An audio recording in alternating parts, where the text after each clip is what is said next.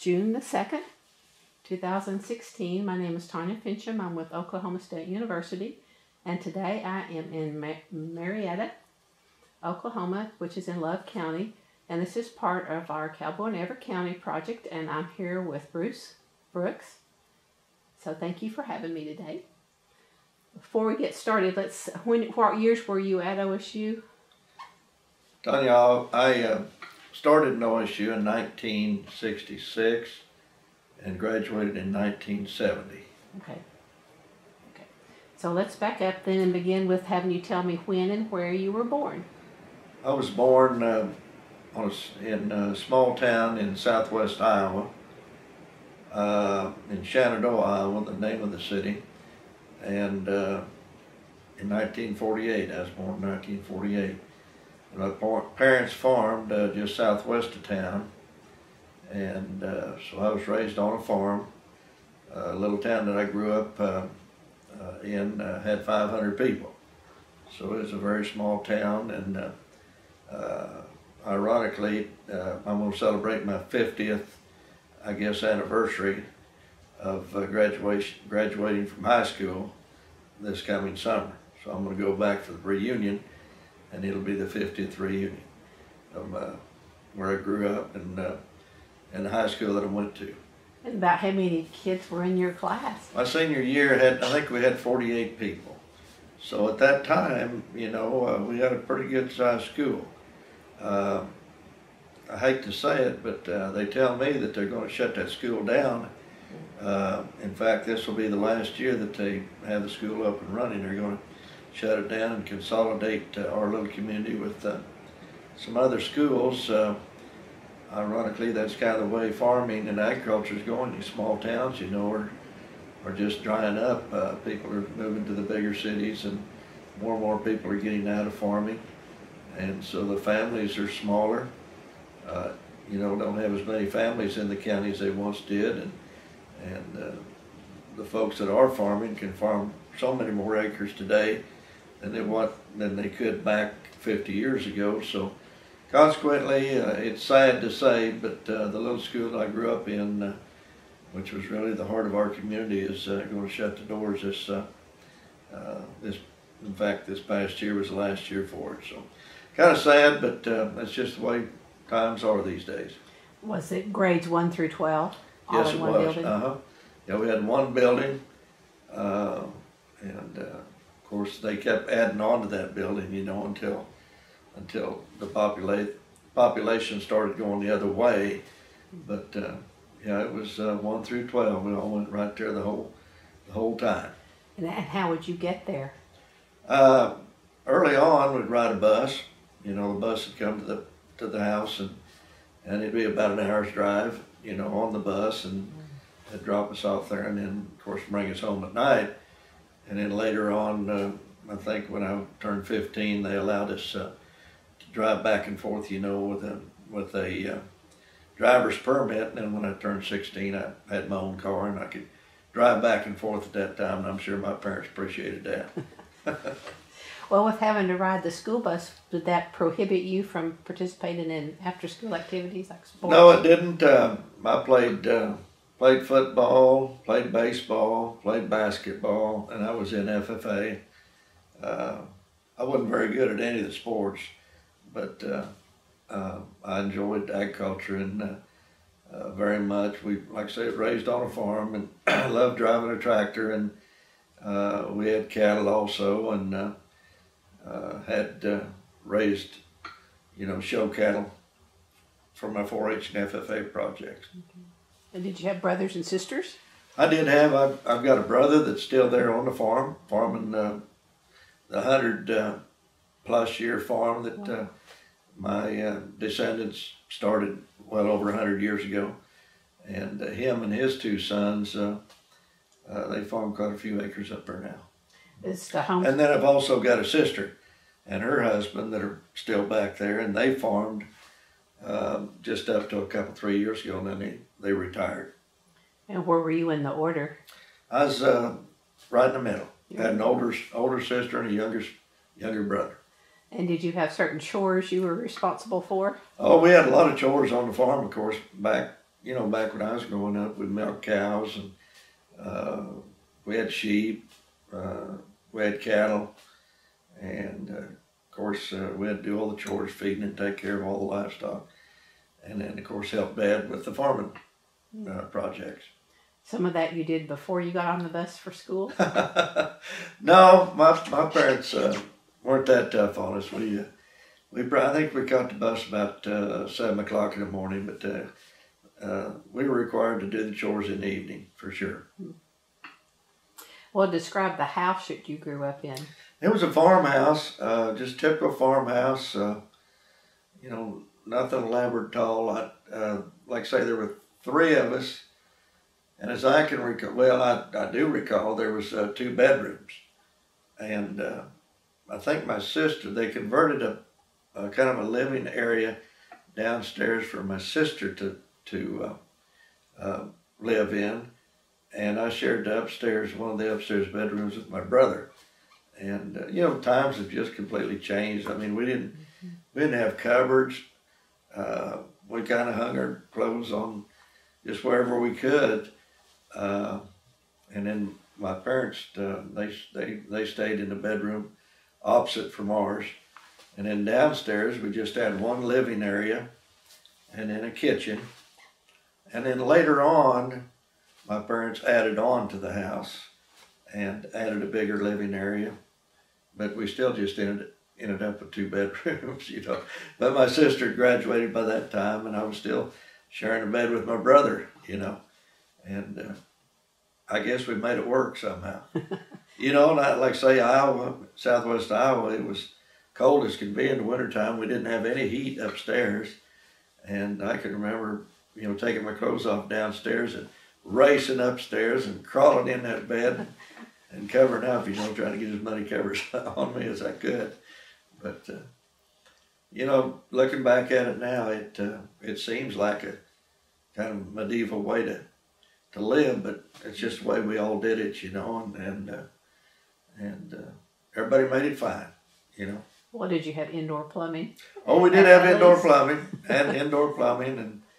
and had a wonderful set of parents. My father and mother were very caring, and they raised us right, and they raised us, you know, to work and have responsibilities and to be accountable, and you know, just couldn't ask for better parents. And what were their names? My dad was Harold, and my mother was Darlene. Okay. Yeah. And they never did have anybody in their family go to college. So for me to go to OSU, it was a pretty big deal for us. And out of state, too. Yeah, and out of state, yeah. Oh, how did OSU even become a possibility? Well, it's ironic to get me to OSU. I had no idea, no inkling of going to a major university at all. I was pretty much a C and B student all the way through high school, and mostly a C student. I was a terrible student in high school. I just didn't apply myself.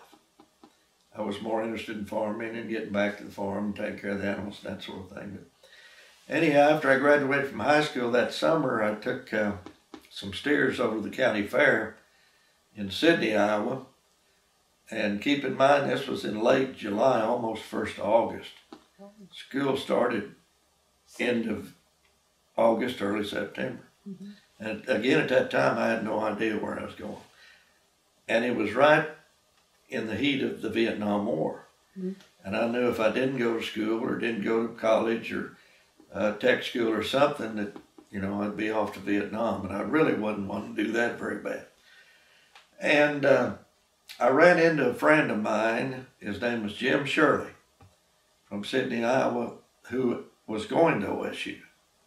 And he was on the judging team, animal science major at Stillwater at that time, and he talked to me and he said, why don't, you know, he asked me what I was going to do, and didn't know, and he said, well, why don't you apply to OSU? You'll love it down there. I said, oh, they won't take me. You know, I'm just an average student. I mean, you know, why would they take me? You know, I've never applied myself, never done anything special at all. And he said, well, you might just write down there and see, try to get an application form and see what happens. So next week I went into my high school and got my grades and talked it over with the principal, and he gave me everything that I needed, and I sent it down there just on a whim. Didn't think that they'd accept me. And because I hadn't even thought about Iowa State or the University of Iowa, hadn't even thought about a major college. And in fact, at that time, I was thinking more towards a junior college or a vo-tech school. And about a week's time, I get this letter back from OSU saying that I had been accepted to go to OSU and that orientation would be in 2 days. So here I am up in Iowa cultivating corn, and I get this notice that, so I've got to make a decision. What am I going to do? Am I going to go off to Stillwater? Am I going to stay here? What am I going to do? Well, my parents, they were encouraging to me. They said, why don't you go down there and just see what it's like and see how you like it, kind of get your bearings straight down there and see what's there to offer. And so I jumped in my car, had a 1965 GTO, and my brother-in-law jumped in there with me. We had no idea where Stillwater, Oklahoma was, didn't even know where Oklahoma was. So we had to get a map out, and of course didn't have GPSs back then. Anyhow, make a long story short, we jumped in the car and came on down the road and came down the Kansas Turnpike and made it Stillwater. And I absolutely fell in love with the campus. I'd never seen anything like that, coming from a small town. It just blew me away. And of course went to orientation then, and they talked about the pros and cons and all this and that. So when I left orientation, I just told my parents this is where I'd like to go to school. And it's a weird story to begin with, but it's all worked out fine. It's really worked out great, and I'm tickled to death that I took the step coming down to Stillwater and go to school down here. I've been in Oklahoma ever since, never did go back. But well, how did you finance your? My parents were, at the time I felt like we were rich, and we weren't at all, but we just had that kind of upbringing. We didn't know we were poor. We didn't know we were middle class. We always had plenty of food, had a garden, and at that time my mother had gone to work in the bank there in our little town. So she was drawing a little bit of an income to offset some expenses. And of course my dad was still farming. He got a little bigger as far as farming land. Got some more acres to farm and this and that. And they just found a way to take care of it. They took care of my education. And at that time, out-of-state education was, out-of-state tuition was, gosh, I can't remember now, but it seemed like, and this is cheap in regards to now, but I think it was maybe $30 an hour, and in-state was like $15 to $18. So there was a significant difference in out-of-state. So they, it cost, I know it cost them, I know it was a hindrance to them financially, but I never heard them complain a bit about it. And you didn't have to work? I didn't work. You didn't work? No.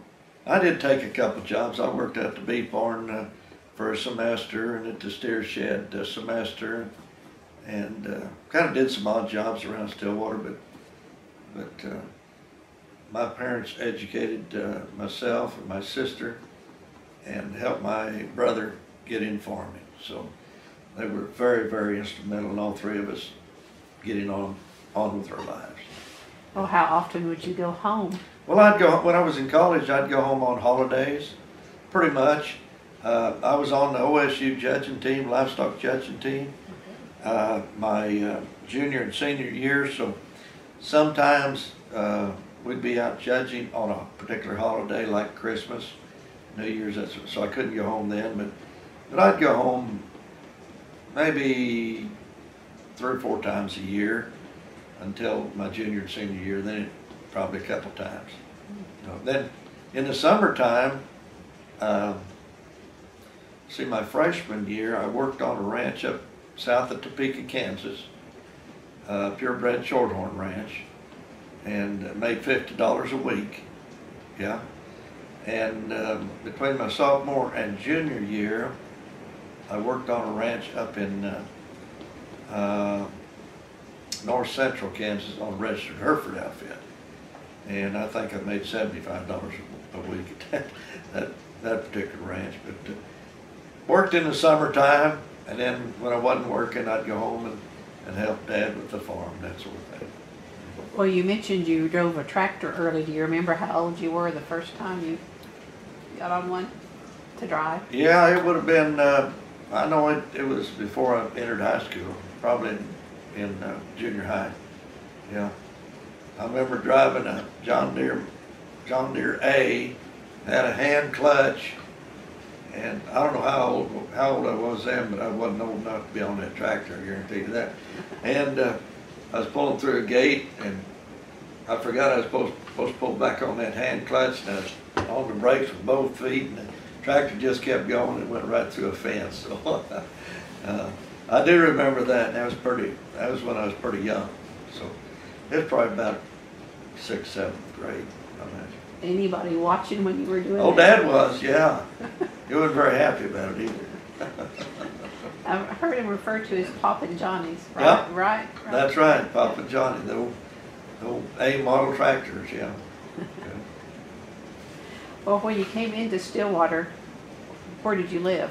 Did you live on campus? Yeah, I lived in Bennett Hall the first semester, and then I pledged AGRs the second semester, Alpha Gamma Rho, and I lived in the house my sophomore year, and then half a semester my junior year, and then moved out into a friend of mine had a trailer house south of town.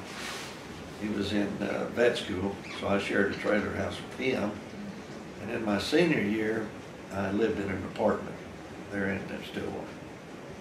Did you have a favorite professor or two? You know, I enjoyed all the animal science professors for sure. Dr. Toddyshek, of course, was probably right at the top of the list. My judging team coach, Dr. Don Penny, this passed away a few years ago. I thought the world of him. You know, he was from the Midwest. He was from Illinois, so we kind of relate a little bit. But he was a good instructor.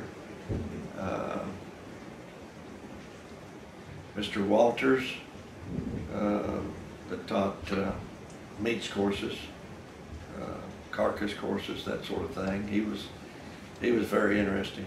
So there was a lot of very interesting professors back in the day. Did your C's turn into B's and A's? You know, they did. They did. You know, I knew I was raised, again, this is how I was raised, is to, you know, just be responsible, you know. And I knew my parents, you know, this wasn't easy for them to educate me, to send me down Stillwater to. So I applied myself for the first time in my life. I applied myself, and I ended up, after 4 years, graduated 4 years, with I think a 3.2. Wow. Yeah. And I'd never taken chemistry. I just, in high school, I think I had 1 semester of algebra before I came to OSU. So I, you know, like I say, I was in for rude awakening, especially with chemistry and algebra and stuff like that I hadn't been taught in high school. Any classes you come close to not passing? Yeah, microbiology. That's pretty tough on me. Yeah, I think I slid by with a low C. Yeah, I made it through it. Yeah, but I really enjoyed my animal science courses. You know, that's why I was down there, and really enjoyed my animal science courses. judging courses, anything to do with livestock. Well, back in high school, when you were thinking career, you weren't really thinking what that might be. Had no idea. You know, I just had no idea. You know, I'm sure nowadays people are more up with what they want to do. Not necessarily. But you know, when I was in high school, I just looked to get through each class. You know, move on to the next semester, and I really, you know, the two things that really had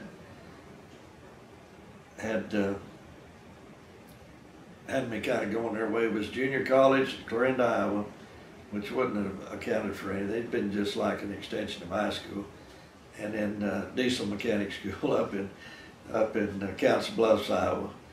And when I tell people that now about the diesel mechanic school, nobody can believe that, because I'm about as mechanically inclined as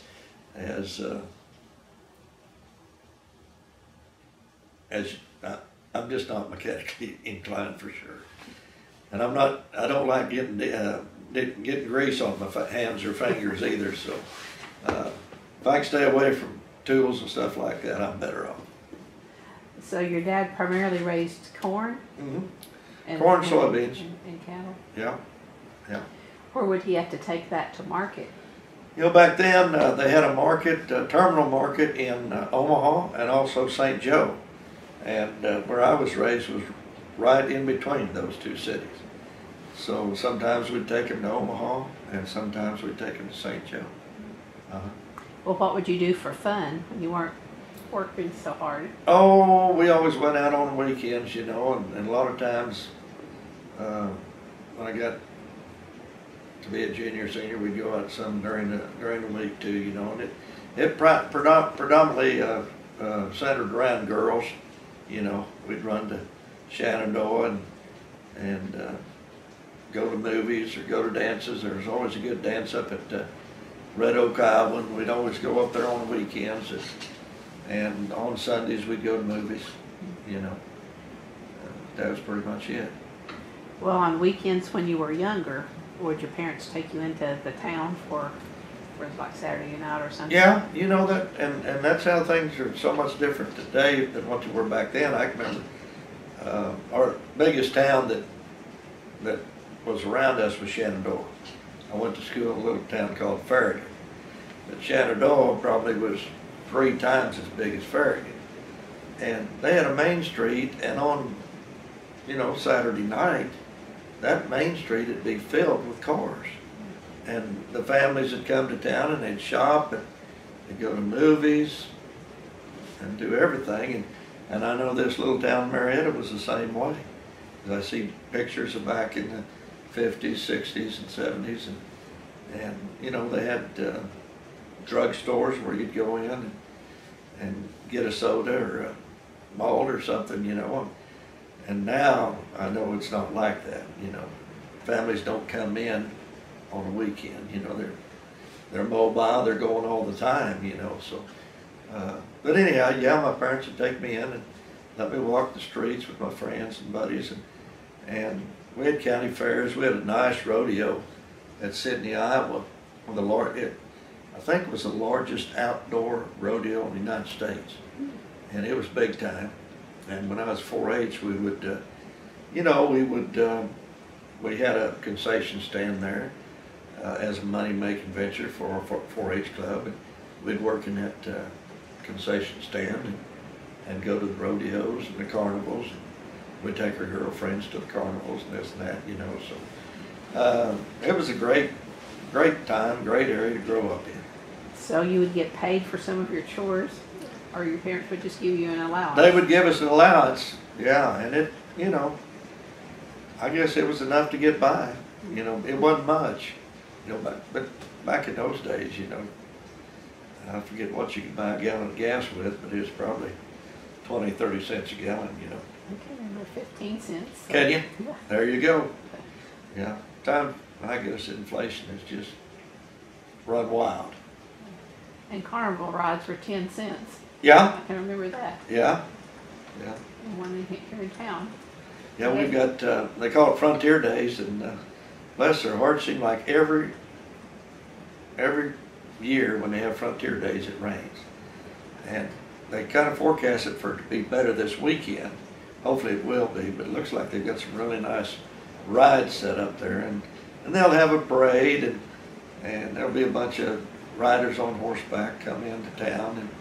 And it's a big deal for the local people here. And it'll bring a lot of people to town, especially if the weather will straighten out. They'll have a dance, street dance. You know, and that's another thing. We had a lot of dances when I was young, growing up. So people were just learning how to dance, I guess. It was just a few years out of Elvis, after Elvis made his impression, I think. So more than just square dancing. Yeah, that's right. Yeah. Yeah. More. Well, when you came to OSU, did you continue to do the dance with? Oh, I always enjoyed dancing. Yeah, and our fraternity house would have dances, and then you know, some different people put on dances there in Stillwater, and we'd partake in them. Yeah. So you don't have two left feet. Well, I probably do, but I didn't think so at the time. Yeah. Yeah. Well, do you remember what all you packed in your car to come? How many suitcases? I do. I remember it like it's yesterday. I had one of these plastic laundry, what do you call it? Just a plastic laundry container, and that's all I had. I don't think I even had a suitcase. Yeah. I think I had a couple pairs of jeans and a couple pairs of shirts, maybe a pair of slacks, and shoes. I did not have any boots. I did not have any boots. I don't think I bought my first pair of cowboy boots until maybe I was a junior in college. Yeah. And I was so envious of all the Okies and Texas students that wore cowboy boots and Wranglers. Yeah, I thought that was the coolest thing there ever was, but it wasn't quite my budget at the time. Even in the 60s and 70s? Yep. Yep. Yep. Yeah. Like I say, I think I was a junior before. I had a fraternity brother that loaned me his boots. We both wore the same size, and he let me wear his to certain functions, you know, where boots are kind of required. And you still have since then? That's all I wear anymore. Yeah. Yeah. I could ask how many pairs do you have in your closet? Oh, I'd hate to tell you. More than a dozen? No, I don't have that many, Okay. but I've got more than I need. A choice, anyway. Yeah, yeah. Well, for graduation, did your parents come down? They did. Yeah, they did. My mother and father, my brother-in-law, my sister, my brother came, and my grandmother came. Yeah. It was a neat experience. Had they been to campus before? My dad and mother had. My dad and mother had been down a time or two. We'd go to football games, basketball games, and functions there at the fraternity house. Well, you were in Alpha Gamma Rho, and you were in livestock judging. Were there any other activities? Oh, Block and Bridle, which is a kind of agriculture social fraternity. I was a member of Block and Bridle. Alpha Zeta, I don't know if they have it now, but that was, I think you had to carry a certain grade point to be an Alpha Zeta. Spend any time in the library?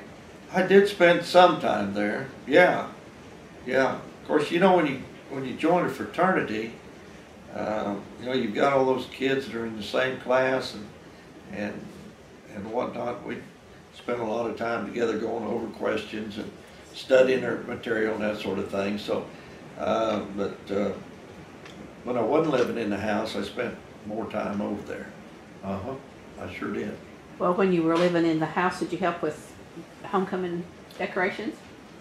You know, back then, it wasn't quite as serious as it's become.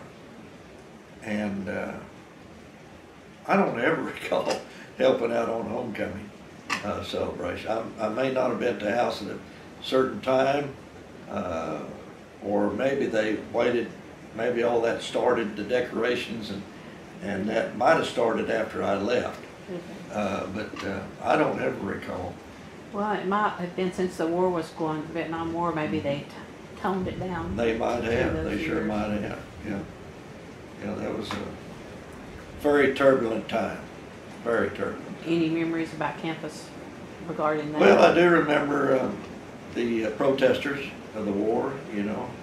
I remember that, and you know, about that same time the hippie generation was coming on, you know, and of course us Aggies, we all like to be clean cut, you know, and we just because they had long hair, we couldn't agree with them, you know. We just took a stand, but that was the same time, and you know, with Vietnam going on and all the bombing and everything, it was just a turbulent time, you know, on campus as well as off. And you had your own vehicle while you were there, I did. so you had some freedom to. I did. Yeah, I didn't have to depend on anybody else to drive me around, so that was good. Who did what little laundry you had? What little laundry I did, I took care of it myself. It didn't take long. You know, go to the laundromats, you know, and put your quarters in, and yeah, somehow I survived that. And then later on, I got addicted to having starch in my shirts, so I started taking my clothes to the cleaners, and somehow I don't know how I was able to afford it, but I'd get my shirts and jeans starched. Yeah. While you were still in college. While I was in college, junior and senior year. Your yeah. jeans had to have that. No, I had to have that starch down there. Yeah, still do. Still do. Still have to have that starch. Yeah. Yeah. That's not something your mother did. No, well, she did, but she did it with the iron. My mother, she spoiled the heck out of me, but every Saturday night she'd take my shirt and jeans and she'd spray on that starch, you know, and iron it in, you know. She had me looking good come Saturday night. Yeah. But did she have a washing machine? Oh, yeah. Was it a Maytag? Typical, Yeah, sure. typical Maytag for that time? Yeah, I had a washing machine and I believe also a dryer. Yeah. Not clothesline. Well, she did the clothesline thing for several years, I know. But I think by the time I became a senior in high school, she got a dryer. Yeah. Well, did she have chickens? We didn't have chickens. So you didn't have to kill chickens. Now I say that, when I was younger, I do remember Dad running some chickens, and I do remember having fresh chickens to eat on Sunday. Yeah. Fried chicken, gravy. But how they got from the barnyard to the table, you didn't have any part in that? I didn't take any part of that, no, no. Well, I'd had a hard time with that. Yeah. What was the favorite meal that your mother cooked? Your favorite? I guess meatloaf, fried chicken, anything that was bad for you, you know, tastes good for you. Tastes good to me anyhow. Oh, she was a great cook. She could bake the greatest pies there ever was, and I loved eating sweet corn out of the fields. We raised a lot of that, so we always had corn, mashed potato and gravy. But she was really good at cooking meatloaf, fried chicken. And, Were both of them born in Iowa? mm-hmm. Yeah. In fact, my dad was raised on that same farm. Oh, that's right. You said you Yeah. hadn't been in the family. Mm-hmm. Well, where had your grandparents come from, or great-grandparents, I guess, too? Well, they were all Southwest Iowa folks. Yeah. They came over, of course, I guess, migrated in from the East Coast, you know, somewhere. But I know my grandparents and my great-grandparents had all settled in that Southwest Iowa area down there. Well, was church an important part? Church was a very important part to me in growing up through my grade school and high school years. I'm a Methodist. They had a nice Methodist church there, and the area that I was raised in was predominantly Methodist. And so we went to church, Sunday school, every Sunday. Yeah. And then Sunday dinner was in. That Sunday dinner, we'd eat Sunday dinner and then go take a nap. You know? Oh yeah. Yeah. Didn't have to work or do chores. No, no, well, we had some chores to do that evening, but we didn't work too much on Sundays. No. Well, did she sew, make your clothes, or? She didn't. She didn't make my clothes. I think she made my sister some clothes at times, but we weren't extravagant, back then. I don't think too many people were. And, did she quilt? My mother didn't quilt, I don't think. You mentioned so many covers, so I wondered if. Yeah, if well, we'd gather up the covers, I'll tell you for sure, in the wintertime. But they weren't quilts she'd made. No, I don't think so. Yeah. If she did, I wasn't aware of it. Yeah. Well, what were holidays like? Oh, in the wintertime, Christmas, New Year's, and that sort of thing, sometimes you'd get snowed in up there. The roads would get so, you'd have so much snow, the roads were just impassable. You couldn't get from point A to point B. So sometimes you'd spend days on end just in the house, waiting for them to get the roads opened up, to where you could get to town. But holidays were mostly around a table, kitchen table, dining room table, eating nice meals with family members. And that was pretty much, we always got together. My grandfather and grandmother on my dad's side lived just right down the road a half mile. And my grandfather and grandmother on my mother's side lived 10 miles away. So, we were all a very close-knit family, and we'd always get together on holidays. Yeah. Thanksgiving too. Oh yeah, Thanksgiving, Christmas, birthdays, you name it. Any holiday, we'd be sitting around the table. Any musicians or music involved? No. Nobody play or? No, nobody. It's funny, I've got two granddaughters right now that live in Guthrie. And they've been taking violin lessons for, I guess probably 5-6 years now. And they're doing wonderful work. We go to their recitals up there. They just had one, and they've got a wonderful teacher up there that knows what she's doing. Well, since you're talking about grandchildren, we should back up and talk Yeah. about wife. Yeah. Who and where did you I met my wife, Kathy. She was raised on a farm, registered limousine farm, cattle farm with quarter horses, and also chickens in southwest Missouri, a little town called Pineville, Missouri. And her family raised registered limousine cattle. And by this time, I was with a partner of mine by the name of Ken Holloway over at Chattanooga, Oklahoma. We were managing a lot of limousine sales. And so we would manage their sale. And that's how I met Kathy, who's my wife, and we got married. And we've got 2 children, 2 daughters, and I've got a son by a previous marriage, and they're all doing really good. My son lives in Charleston, and works for Meade Asphalt Company, and he has a son, and we've got 2 daughters, Kathy and I do, and they're both graduates of OSU.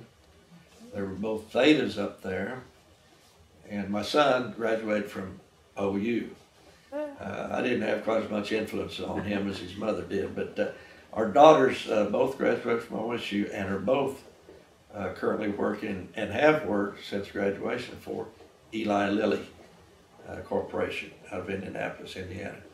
And they specialize in selling pharmaceutical drugs. So. Well, did they have a choice? Oh, I suppose they would have, but they'd have probably had to pay for it themselves. No, they, we indoctrinated them into OSU over the years. They showed cattle, and they're very involved in showing cattle, and the Junior Cattlemen's Program here in the state of Oklahoma. We had various activities at Stillwater, over the years, and there wasn't any doubt in their minds or our minds where they were going to go to college. They grew up with orange. They grew up with orange. You bet they did. Orange and black. Yeah. Gosh almighty, it just seems like yesterday. And now they're both in their late 30s, you know. So, but they had a wonderful experience up there. They were involved with FFA and 4-H too? FFA and 4-H here in the county, yeah. And they're not involved with livestock groups. Well, it's funny, my, both of them now have got their own children, be our grandchildren. And they're just now the oldest on real, well, both of them their kids are just starting showing. I've got a daughter down here at Collinsville, Texas, that's got a son that's 8, and this will be his 2nd year showing. And my daughter lives at Guthrie, Christie. She has got 2 little girls, and her oldest daughter is 9, okay? And she's been showing for 2 years. Oh, Granddad has some influence there. Yeah, we, Amy that lives in Collinsville, her husband, Levi, he's also an OSU graduate. And he grew up on a ranch out at Freedom, Oklahoma.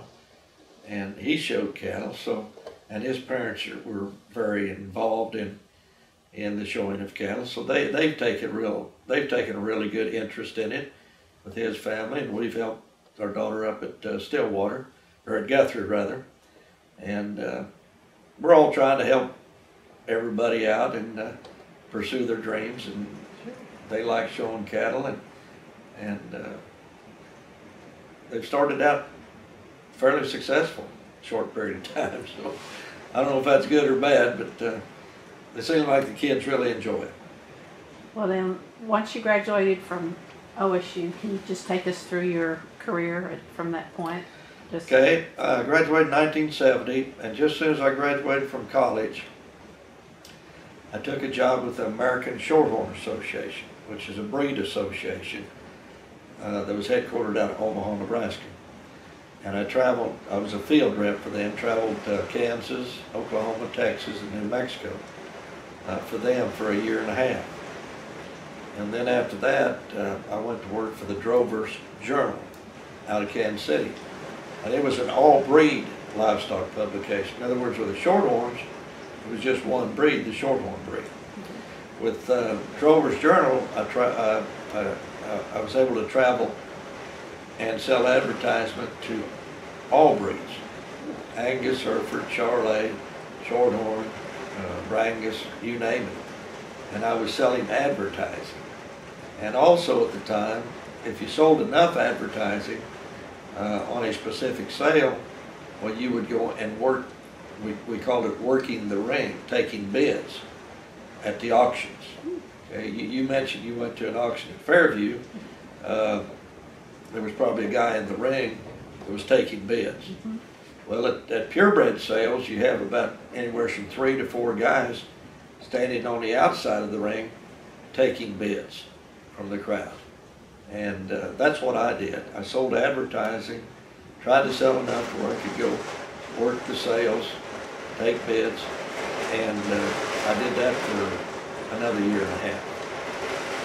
And then after that venture, I teamed up with a fellow OSU grad by the name of Ken Holloway, who just started a company called American Cattle Services, and primarily managed cattle sales and primarily limousine sales, limousine cattle sales. He had just gotten started, and we'd formed a friendship in college. He was older than me, but I knew him through OSU and through the Shorthorn business. And we stayed together as partners in American Cattle Service for a number of years, and managing sales, managing registered sales. And then in the meantime, I always had a fascination for the auction way of going. And I learned how to become an auctioneer. So from about the late 70s, early 80s, I started selling registered cattle sales. So not only were we managing them, but I was selling some too along. And then about 12 years ago, an outfit out of Tulsa, Oklahoma called Williams & Williams Real Estate hired me to sell houses for them at auction. And I'm still doing that today, as well as my cattle sales. So. Well, how do you learn to be an auctioneer? Well, back when I was with the Drover's Journal, I traveled to all these sales, and I would work with some of the real top auctioneers of the day. And I just picked up things from them. They have schools that you can go to. I elected not to. I'm a pretty stubborn person. I thought I could do it on my own, and I regret that to this day. I wished I'd have gone to school. You can't get too much education. But anyhow, I went out on my own and did it on my own, and was able to feed my family. Can you give us an example? Your spiel? My spiel? Do something? I'm at 10 here now, 20. I'm at $20, you minimum 30. I'm at 30 here, you minimum 40. I'm at 40 here, you minimum 50. I'm at 60 here, 70. I gotta be 70 now, 80, then we 80 now, 90. I'm at 90 here, $100 bill. I'm 100 here, we get 10, 110, 10, now we get 10, now we get 10, 110, 110, 110, 110. I have sold it your way, $100 on it. You have to listen quick. Yeah, gotta pay attention. Do you practice, or you just get up there and go? Oh, you're always, I guess, when you're driving down the road by yourself, you're always kind of practicing a little bit, you know. Any people put up their hands and they not mean to? Oh, that happens occasionally, yeah. Or they scratch your nose, or they swat a fly, or whatever, you know. And yeah, I was instructed to sit on my hands. yeah, right. Yeah. And we're always looking for some kind of movement out there. So how often do you do that? Once a week, or? Yeah, you know, from January to about the 1st of June, you're gone nearly every week, and you're having 1 or 2 or 3 sales a week, so it's pretty hectic. In the fall of the year, from 1st September through to about Christmas time, you're once or twice a week. Go all over the state, or out all over the country. All over the country. Yeah, I imagine I've sold cattle or real estate in nearly every state in the union. Well, that was a twist that you hadn't expected. Oh when yeah, you were definitely. at OOHRP. Definitely. I mean, it just, yeah, you know, it just evolved. You know, it just evolved. Any plans to retire from it, from that part? Oh, you know, they'll let us know, you know, when we retire. They'll quit calling. You know how that goes. Okay. Your but, voice doesn't give out? Well, you know, anytime you get to be 71 or 2 or 3, you know, I'll be 68 tomorrow. So I've had a great career. I'm not looking to slow down or retire anytime soon. But if it happens, when it happens, I couldn't have been happier with the career that I've had. I've been very fortunate. So besides being an auctioneer now, do you still run cattle? We do. We've got land here, and my wife and I are very involved in the ranching operation here where we live.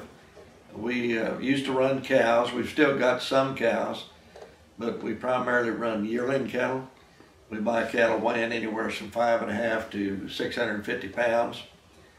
We'll run them from the 1st of April through to the 1st of August, and just put pounds on them. Mm-hmm. And then those cattle then go to the feedlots, feed yards, where they're fed out for to make fat cattle to go, you know, to be harvested. But that's kind of our program right now. Kathy's also got a farm up in Missouri, and we run cows up there in that farm. We've got a guy that kind of looks over those cows for us up there. So on any given time you have 1,000 or more? Oh yeah. Or more? Yeah. No, we run anywhere from 800 to 1,000 head of yearlings here, and then we'll have 60 cows. So we're not big into the cows. we found that the yearling deal's a little easier for us to take care of. Not shorthorns still, or? We don't run any shorthorn cattle. Our kids at certain times showed some shorthorn cattle, but we primarily, the cattle that we get primarily come from southeast Oklahoma, or excuse me, southeast United States, out of Florida, Alabama, Georgia. We like getting those cattle out of there. All those cattle eventually have got to come into to this area where they're grown from calves to yearlings, and then they're shipped to the feed yards. Mm-hmm.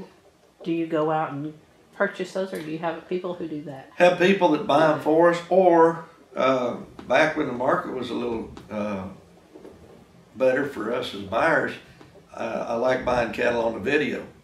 Superior.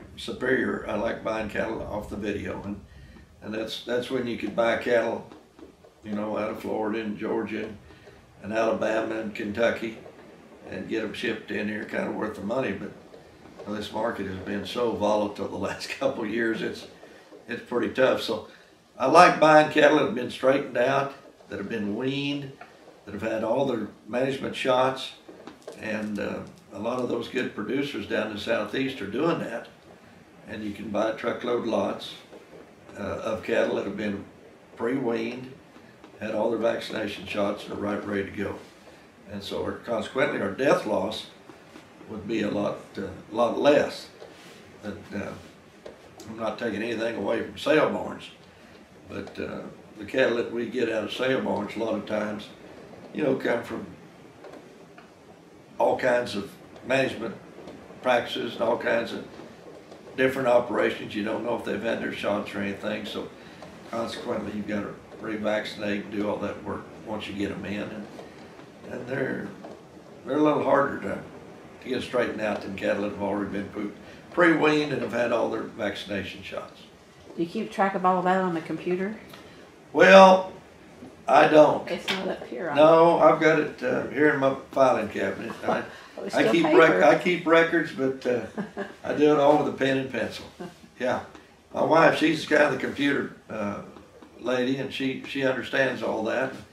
I've got my cell phone, and I can check the markets and check the weather and that sort of thing. But as far as the cattle operation, I've got my files right down here and write it all out on paper. Well, has the drought impacted some of this in the last few years? Yeah, you know, what's it been, 3-4 years ago when it was so really bad, so terrible down here. I had so many straight days of 100 degrees or more, you know, and it was terrible. It was absolute. I've never seen anything like it in my lifetime. The ground was just parched, scorched. There wasn't anything green to be had. And a lot of cattle producers at that time had to cut back on their inventory, on their cow herds or yearlings or whatever.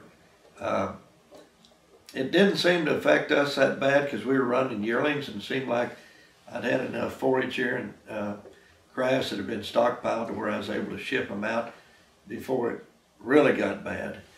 But I know from here southwest into Texas, New Mexico, Arizona, it was just a terrible situation. bad. And now, the last 2 years, it's been the complete opposite. You know, we just, here it is, June the 2nd, 70-some degrees, and it's raining sideways outside, you know. The weather pattern's sure been fickle. Well, when did you land in Marietta? Well, when I first got out of college, my first wife was from Ringling, Oklahoma. Her father ranched out here at Ringling, and had a good operation, and I married her. And at that time, I was living in Oklahoma City, and we thought it'd be better to get back to southern Oklahoma and settle down here. And things didn't work out, but I love southern Oklahoma. I loved it at the time, I love it today. And so I decided to stay down here and lived in Ardmore, lived in a little apartment there, trying to get my feet back under me. And after I got married to Kathy, we were able to buy 160 acres at Springer, Oklahoma, just north of here, north of Ardmore. and we built a house up there. And again, at that time, we didn't hardly have 2 nickels to rub together. We were just scraping and trying to make it work. And the oil deal got pretty wild at that time, but a guy came by and wanted to buy our house, and I think 9 acres, because he wanted to stack his oil rig. And we reared back and priced it way more than we thought he'd give, and doggone if he didn't buy it. So then we had to scramble, and we moved. We bought, I think, 5 acres just right across the road from where we still had our land, and built another house there. And, oh, that was lightning. And then we stayed there probably maybe 4 or 5 years. In the meantime, we bought some other land around Springer. That was kind of our home base there at Springer, and bought 160 acres north of Ardmore, and another 160 east of Springer. And in the meantime, another guy came by and wanted to buy our house and our land. And so we priced it and sold out, not knowing where we were going to go next. But we knew we wanted land, we enjoyed land, and we came to Marietta down here in Love County. And they had a good school system at the time. Our kids were just starting out in grade school at that time. And we found this land and kind of fit together here. And we bought it and settled down here. So. And about when was that? That would have been, we've been here 28 years. Oh, okay, quite a while. We've been here 28 years, and yeah, we started out with, let's see, 550 acres. And we're up to over 1,700 acres now of owned land. So it's been a good move for us. Takes a while to check all the fences, doesn't it? Oh well, it does. And then we've got some lease land. We've got a ranch that joins us to the north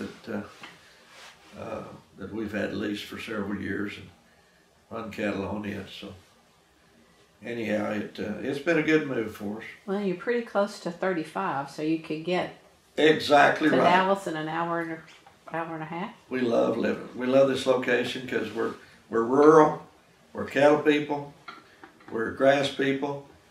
We've got exactly what we want. But if we want to go urban, we're an hour 15 to the Dallas-Fort Worth airport and an hour and a half to Oklahoma City. So we've got the best of both worlds down here.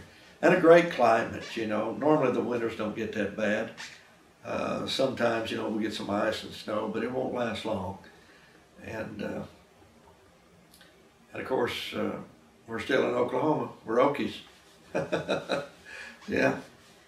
Both transplanted Okies. Both transplanted Okies, that's right. From Missouri. Yep. Yeah. And don't envision living anywhere else. So. Don't envision living anywhere else. Consider Marietta home? Or? That's it. Yeah, we travel a lot. Kathy travels with me on our we call them real estate runs, where we go out and sell these houses or real estate or whatever we sell at auction. But anyhow, she travels with me. She does the contracts. So she's traveled with me, I think, for the last 9 years. And we've seen so much of the United States, you know. And every time we're in LA or Denver or Chicago or Dallas and these bigger cities, we just can't wait to get back to Marietta, where there's only 2 street lights, you know.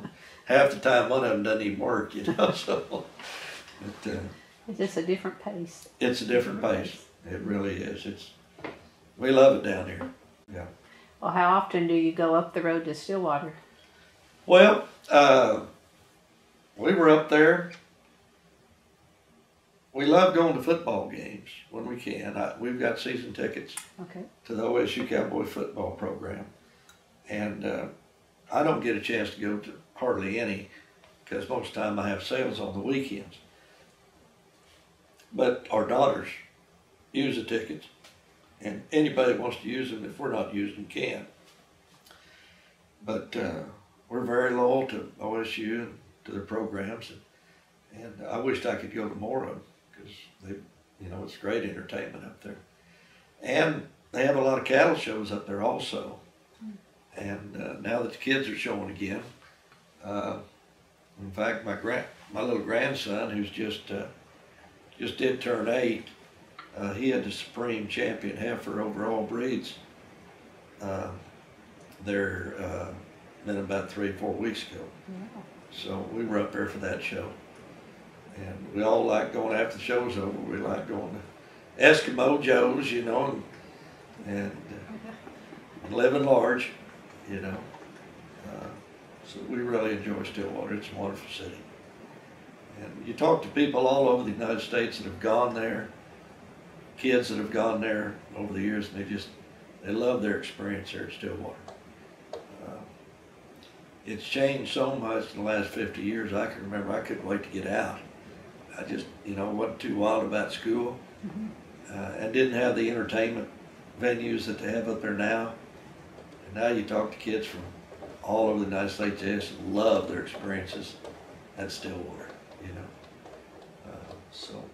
Well, did you have a favorite spot, a favorite place to hang out? Yeah. Well, it's funny. The Cowboy bar back then was Millie's Bar and Grill, which was directly across the street from Eskimo Joe's. So if you look right across the street north from Eskimo Joe's, I forget what they call it, the Stables. Yeah. They call it the Stables now, but back then it was Millie's Bar and Grill. Well, it was just a bar with a couple pool tables, but that's where all the Cowboys hung out. And on the Strip, there used to be the Coachman. I don't know, you probably haven't heard of that. It's not there any longer. The Getaway. No, the Hideaway. The Hideaway. It's still there. But the main Cowboy bar was Millie's. That's where all the Cowboys hung out. I'm not saying I wasn't a cowboy, don't get me wrong. I was a Iowegian farm boy, but the true life Cowboys, they hung out at Millie's, and I'd stop in there for beer every once in a while.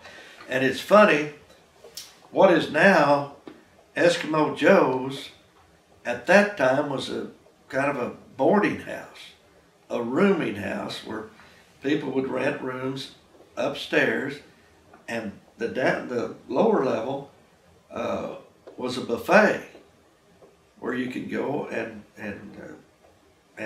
eat meals, eat lunch, cafeteria type deal. And I can remember going through that buffet. I think for $2 you could eat all you wanted, and they served the best rolls. But that was Eskimo Joe's back when I was in college. And of course, you know. And the Hideaway had just gotten started. Hideaway had just got started about that time. That's right. They served a good pizza. It was, and they had the Pizza Hut, you know, just kind of, pizzas were just now kind of coming into the equation. And I'll never forget, and I think they advertised it this way, the Sonic there in Stillwater was one of the first one, if not the first one, in the state of Oklahoma. And I can remember my brother-in-law, when we first made our visit down here, we stopped and ate there at that Sonic. And I'd never eaten a hamburger with lettuce, tomato, and mayonnaise on it before. I thought, man, because we always just got a bun and a hamburger, put ketchup or mustard on it, you know, and that's it. All this other stuff, all these other trimmings, that was foreign to me. But of course I learned to live with it. That little onion and you're good. That's right, yeah, that's right. Well, it's probably the first pizza you'd had too. Well, pizzas were just coming, like I say, just coming on to the, just coming on scene. And I remember a little town I grew up in, they made some pizzas up there, so, yeah. Well, looking back at your 4 years at OSU, do you have a highlight or two? Well, I really enjoyed being on the judging team. Okay, livestock judging team. That was a highlight of my career. Really was. That and the fact that I hooked up and applied myself and was able to make the grades to not embarrass my family, who I know was going through some tough times to educate me. And I made it out in 4 years. You know, I didn't hang around for another year or two, but as far as a highlight, I'd have to say, and meeting the people, you know, sure you get an education, but the main education is the friends and the people that you meet while you're at Stillwater.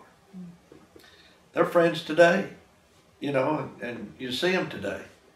You see many of them, not only here in Oklahoma, but in other states, you know.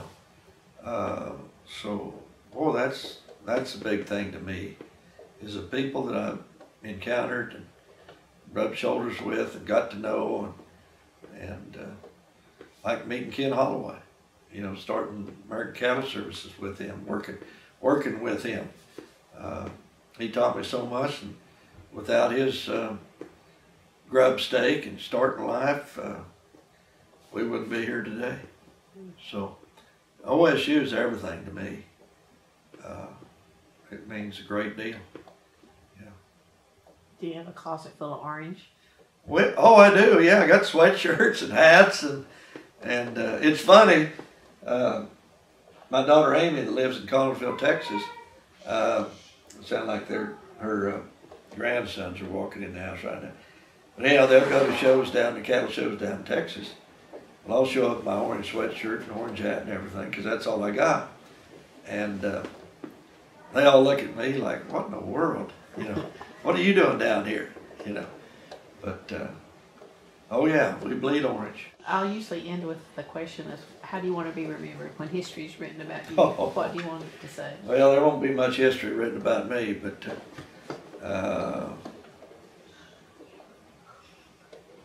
I'd just like for people to know that I hope I treated them, people, friends, whatever, like I'd like to be treated.